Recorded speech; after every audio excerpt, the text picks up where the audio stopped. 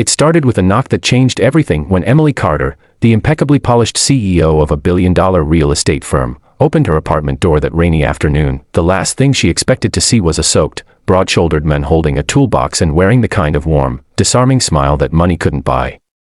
His name was Jack Dawson, a single dad, plumber by trade, and the kind of man who still believed in fixing things the old-fashioned way. Including hearts, though he didn't know it yet. Emily had just come off a brutal week. Her board was pushing her to attend the annual company gala with a date, an optics move meant to soften her too independent image.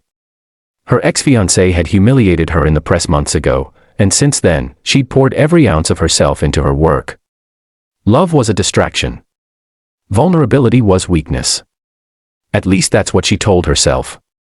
Until the sink broke. Until he showed up. Jack had been recommended by the building supervisor, just another service call in his long day. But the moment he stepped into her sleek, all-white kitchen, his calloused hands met the delicate silver faucet that had given up under pressure, much like the woman watching him from across the counter. He could feel her eyes on him, guarded but curious. "You've got a lot of pressure build up in these pipes," he said casually, tightening a valve. Emily smirked. "Story of my life." He looked up, surprised by her honesty. And for the first time in a long while, she laughed, really laughed. It was quick, unpolished, but genuine. When he finished, she offered him water, and for a few quiet minutes, they just talked. About his daughter, Lily, who was 7 and obsessed with space. About how he'd lost his wife to cancer 4 years ago, and how he worked double shifts to give Lily the life she deserved. He didn't complain. He just smiled when he spoke of her, eyes filled with a quiet strength that made Emily's chest tighten. After he left, she found herself thinking about him more than she wanted to admit. His warmth. His humility. The way he'd seen her, not as the CEO everyone feared, but as a woman trying her best. Then came the problem. The gala. Her PR manager insisted she bring someone who could soften her image for the investors, someone real, relatable, who makes you look human again. Emily wanted to throw her tablet across the room. But that night, as she stared at the leaky faucet Jack had fixed, an idea began to form. The next morning, she showed up at his workshop. He looked up from under the hood of his truck, wiping grease from his hands. "Miss Carter," he said, blinking. "Something wrong with the sink again?" "Actually," she said, shifting awkwardly, "I have a different kind of leak to fix."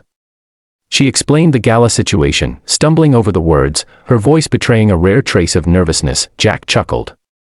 "You're asking me to be your fake date?" "You can say no," she said quickly, cheeks flushing. "It's ridiculous, I know." He tilted his head, eyes twinkling. "I don't think it's ridiculous. But I might need to rent a suit." That was how the deal began, just one night. Just an image. No real feelings. At least, that's what they told themselves. The night of the gala shimmered with gold lights, champagne, and whispers. Emily arrived in a sleek emerald dress that made the entire ballroom fall silent for a heartbeat. Jack walked beside her in a classic black tuxedo, his rough edges softened, but not hidden. And somehow, that made him even more magnetic. People stared. Some whispered. A few snickered. The CEO's date is a plumber. But Emily didn't care. For the first time, she wasn't thinking about appearances. She was thinking about the way his hand felt when he guided her through the crowd, gentle but protective. At dinner, he made everyone laugh. His stories about fixing rich people's problems, literal and otherwise, were full of humor and truth. Investors who used to avoid Emily now leaned closer, seeing her through Jack's lens. For once, she wasn't the ice queen of the company. She was just Emily. But things turned when her ex, Nicholas, appeared, polished, smug, and eager to stir trouble. Well, he sneered, raising his glass. "I see you've downgraded your taste. How much does he charge an hour?" Jack stood up slowly. The room fell silent. "More than you could afford," he said evenly. "And unlike you, I fix things that are actually broken." The crowd burst into laughter. Nicholas flushed, retreating in embarrassment. Emily's heart thundered. She looked at Jack, something warm and unstoppable rising in her chest. Later that night, outside under the string lights, the laughter faded. The city glowed below. Emily turned to him. "Thank you," she whispered. "You didn't have to do that." "I wanted to," he said. You deserve someone who stands up for you. Something about the way he said it, calm, sincere, melted every wall she had built. She took a step closer. Jack, he smiled softly. Careful, Emily. This was supposed to be fake. I know, she whispered. But nothing about tonight felt fake. Days passed. What started as a pretense became something deeper. They saw each other again, coffee meetings that turned into long walks, dinners with Lily that filled Emily's apartment with laughter she didn't know she'd missed. Jack showed her a world beyond contracts and boardrooms. She showed him that dreams could stretch beyond surviving, but when a scandal threatened her company, a rumor claiming she'd bought her fake boyfriend to repair her image, Emily panicked. The board demanded damage control. You need to distance yourself from him, her PR chief said. Immediately.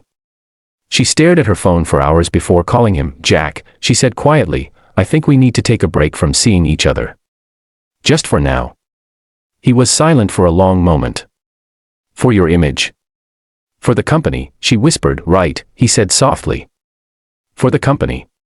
She hung up, and instantly hated herself. Weeks went by. Her career soared back into place, but her heart felt emptier than ever.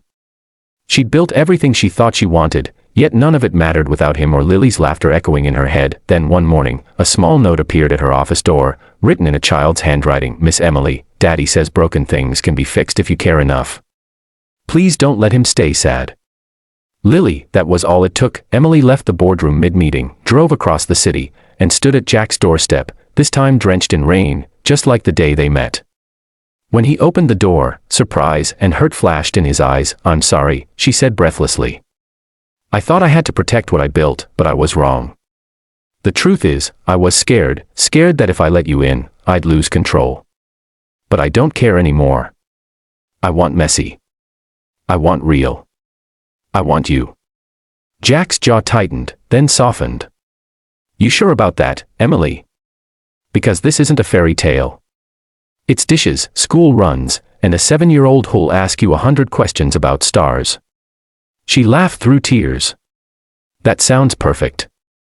He smiled, the kind of smile that could warm an entire storm. Then he reached out and pulled her close. Then welcome home, he whispered. As rain poured around them, their worlds, so different, so broken, finally fit together.